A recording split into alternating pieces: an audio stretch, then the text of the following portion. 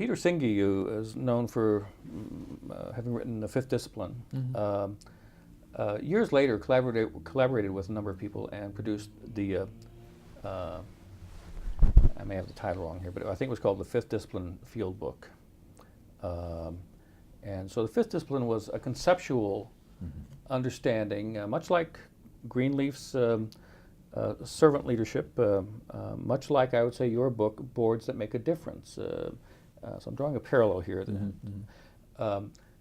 Years later, Peter published the Fifth Discipline Field Book, which was a gathering together of experiences, advices, tips, if you will, for the operationalizing of the ideas that he had around systems thinking in that book.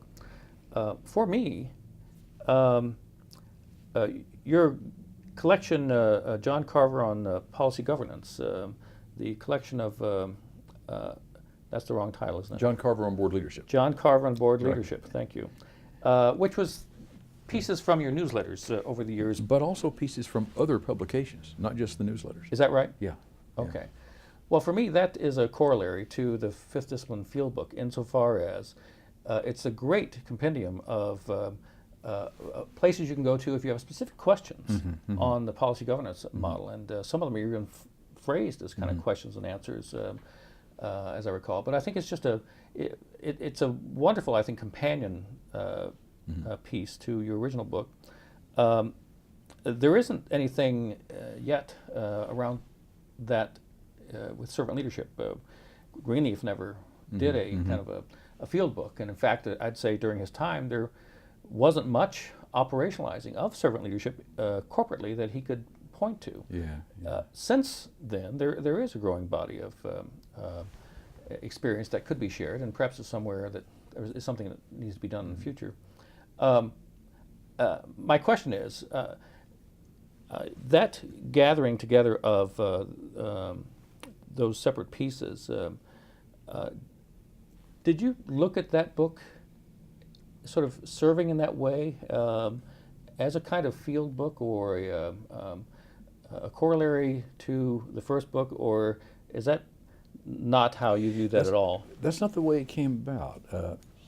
It came about, the John Carver on Board Leadership came about because, not sure whether the impetus came originally from the publisher or it came from me, but whichever way, because I knew that people don't tend to subscribe to something like board leadership unless they're really into it. And certainly there are people who do that, but a lot of things get said in that setting that would be nice to have a wider distribution. So the publisher and I talked about pulling certain items out of that, plus things that I had published in other organs, ones I didn't control. For example, Public Management Review, or School Board's Journal, or that kind of stuff. And so we went out and got permission from those other journals and pulled those items in there too.